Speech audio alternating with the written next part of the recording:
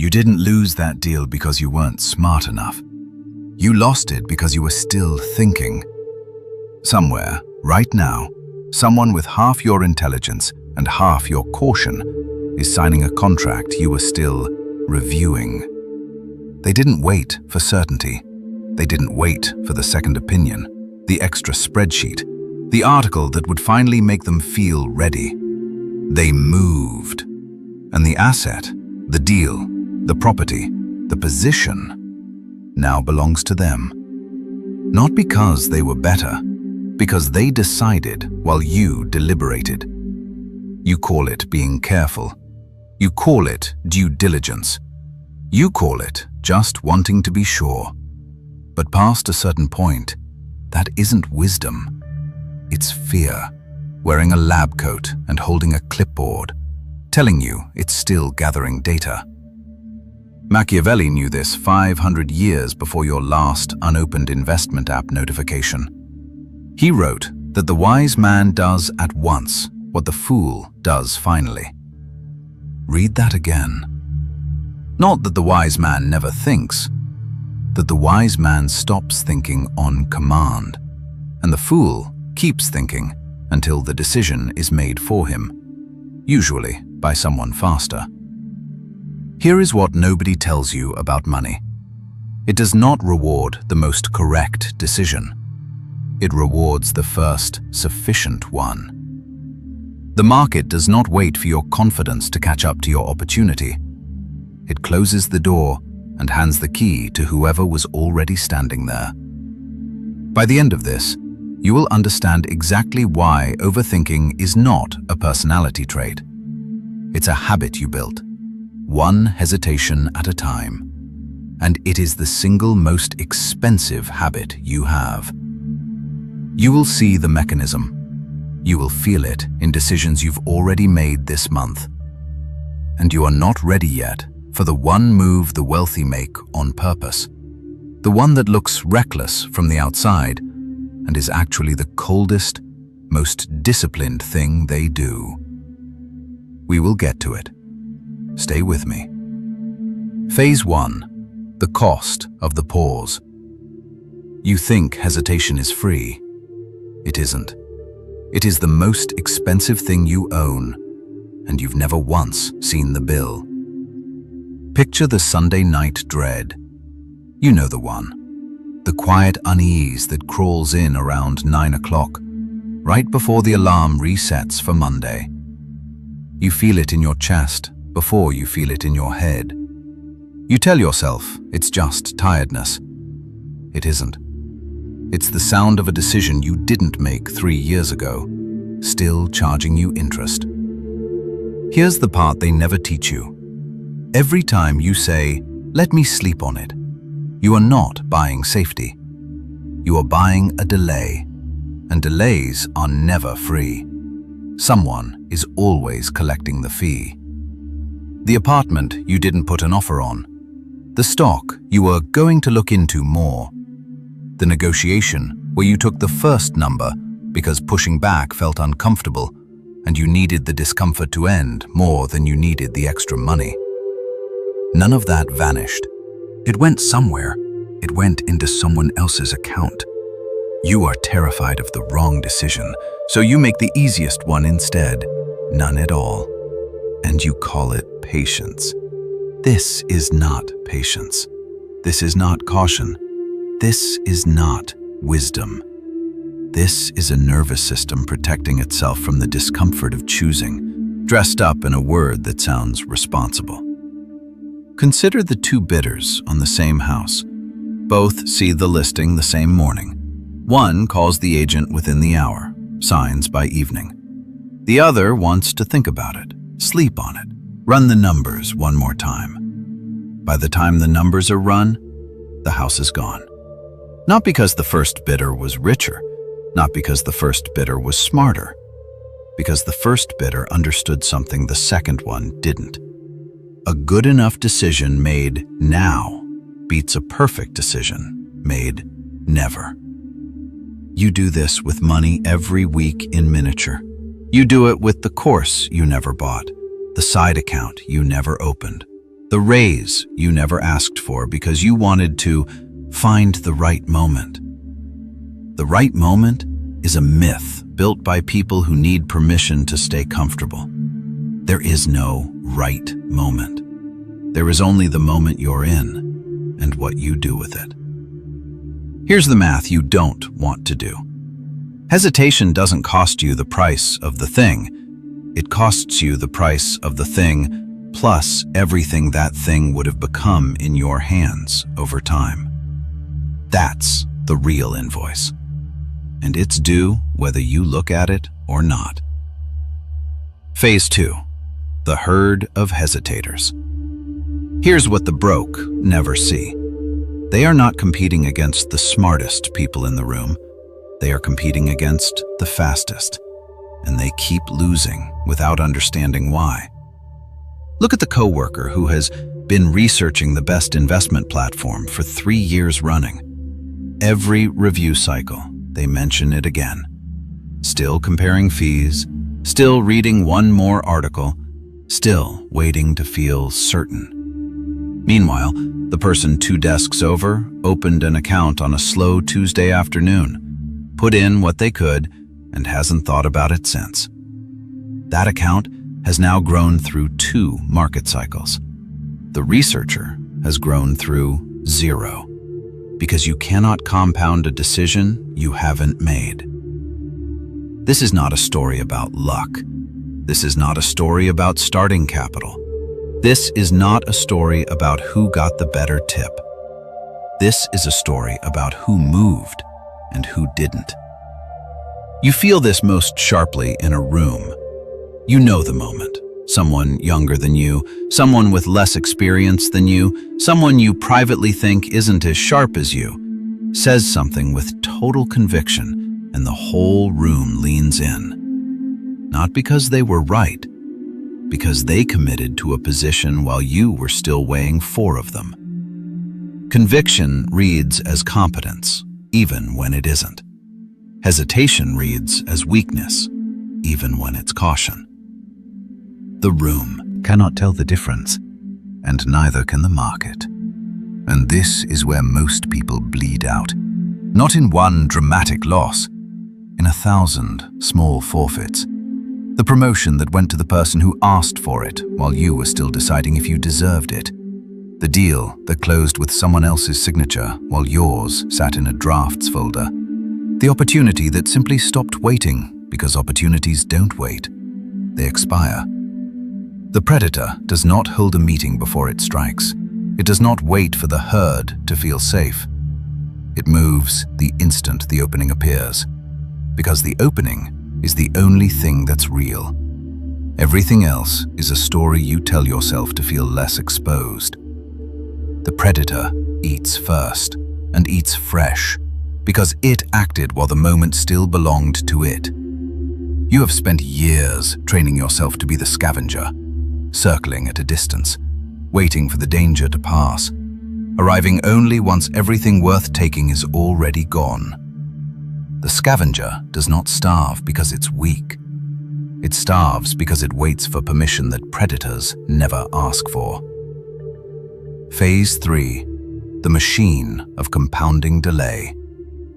Now watch how the game actually works, because this is the path that turns fear into arithmetic.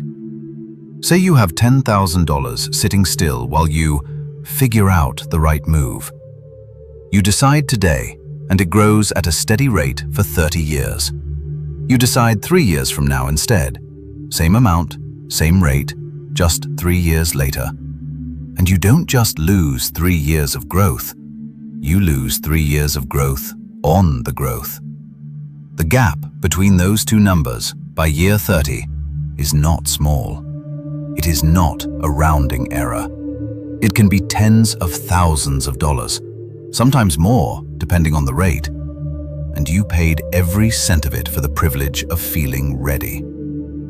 General Patton put it in 5 words that belong on every trading desk and every kitchen table. A good plan, violently executed now, is better than a perfect plan executed next week. Read that again. Not no plan, not reckless plan. A good plan, violently executed now. The market rewards the now. It has never once rewarded the next week you are still perfecting. This is not a coincidence of math. This is not a trick of compounding. This is not something that only happens to other people's money. It happens to yours. Every single day you leave a decision unmade, whether you can see the number on a screen or not. Seneca said it centuries before any of us had a brokerage account. While we wait for life, life passes. You are waiting for a feeling, certainty, that was never going to arrive on schedule. Certainty is not a precondition for a good decision. It is a luxury for people who no longer need to make one. Here's the part they never teach you in school, in a bank lobby, or in a well-meaning parent's advice about being smart with money. The version of you who waits for perfect information is not being careful. He is running interest against himself and calling it prudence. Every quarter you spend still thinking is a quarter compounding against you instead of for you. The machine does not pause because you're unsure. It runs regardless. The only question is which direction it's running and for whose benefit. You are halfway through this. What you do with the next 10 minutes will tell you which one you actually are. Phase 4. The cage you built with questions. Picture the founder who spends 6 months polishing a pitch deck. Every slide perfect, every projection defensible, every objection pre-answered. He never sends it. There's always one more thing to fix. Meanwhile, someone with a worse idea and a rougher deck ships it on a random Monday, gets rejected 9 times, and closes on the 10th. The rough version that exists beats the perfect version that doesn't. It always will. A deck in a drawer has never made anyone $1. This is the cage, and here's what makes it vicious. You built it out of things that look like virtue. Research, preparation, being thorough. Every brick has a respectable name. But stack enough of them, and you've built a room with no door. And you're the only one who put yourself in it. The landlord isn't holding you hostage. Your boss isn't holding you hostage. The question you haven't stopped asking yourself is holding you hostage. And it will keep asking itself forever if you let it. Because a question with no deadline never runs out of ways to be asked again. Now picture the other version of you, the one who has already walked out of that room. Calm. Not because he has all the answers. He doesn't. Nobody does. But because he stopped requiring them before he'd act. He makes a decision on a Tuesday afternoon the way other people order lunch, quickly, with enough information to be reasonable and without needing a committee to approve it. He is not reckless. He is simply not renting his own time to a question that was never going to pay him back. That is freedom. Not the freedom to do anything you want. The freedom to stop asking permission from your own fear. You cannot think your way out of a decision you're avoiding. You cannot research your way into courage. You cannot read one more article and arrive at certainty, because certainty was never on the shelf. There is only one door out of the cage, and it's marked Decide. And you either walk through it today, or you keep paying rent on a prison you built with your own careful, responsible, respectable questions. You are most of the way through this. The door has been open the entire time. Whether you walk through it has nothing to do with what you just heard, and everything to do with what you do the next time you feel the urge to research one more option. Phase 5. The bloodline of hesitation. Now you are ready for the move I promised at the start. The one that looks reckless from the outside and is actually the coldest, most disciplined thing the wealthy do. They cut themselves off on purpose. They set a hard deadline for a decision, and when that deadline arrives, they stop researching whether they feel ready or not. They do not read one more article. They do not ask one more friend. They do not wait for one more sign. Because they learned something you haven't yet. Information past a certain point isn't clarity, it's a hiding place. The 10th article rarely changes the decision. It just delays the discomfort of making it. So they remove the option.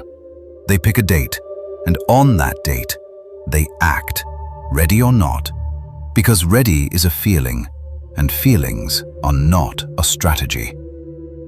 This is the part that would get flagged as, just go with your gut, if I said it too casually. So let's be precise. It is not about ignoring information. It is about refusing to let the search for information become a permanent replacement for the decision itself.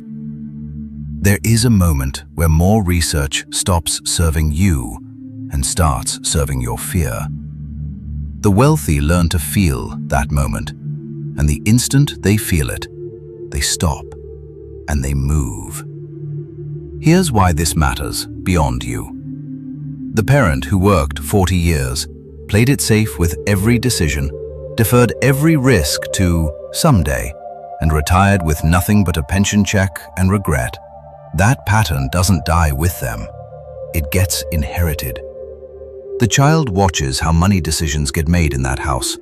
Slowly, fearfully, apologetically, always waiting for permission that never comes. And without meaning to, the child learns the same cage, brick by brick, question by question, and builds their own version of it 30 years later, wondering why it feels so familiar.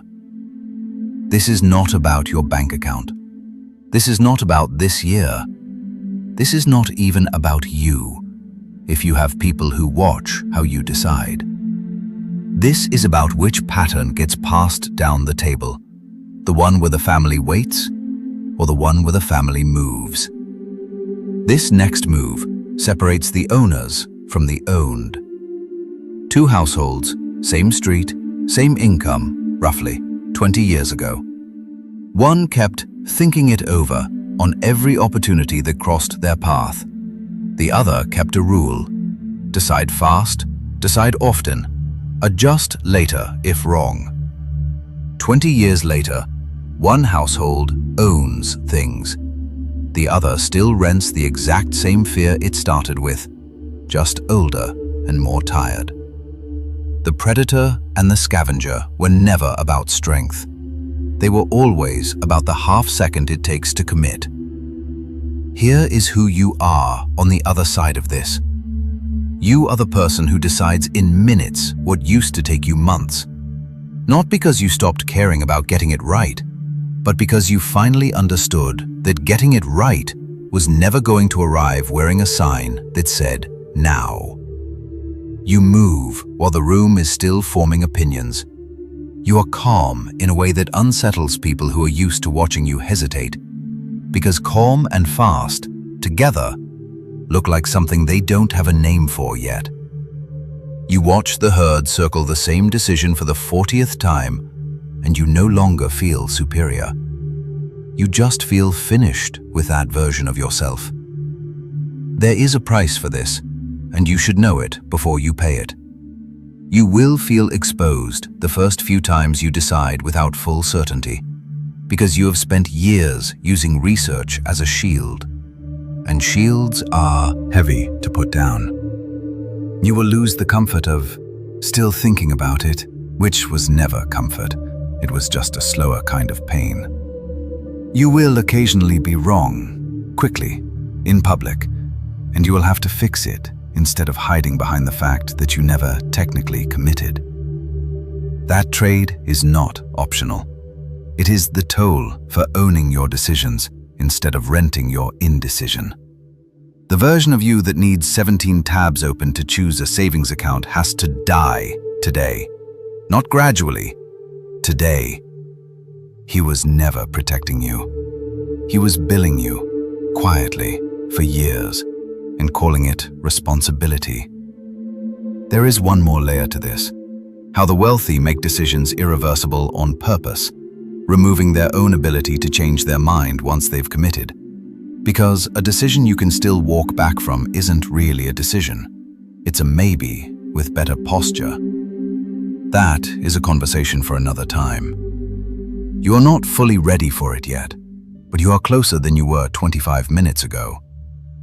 Comment, I build assets, not excuses. Not for me. So you have proof, in your own words, that today was the day you stopped renting your life to a question. Subscribe if you want what comes next. Everyone else can keep thinking about it. Decide. That's the whole law. Everything else was just you finding new ways to avoid it.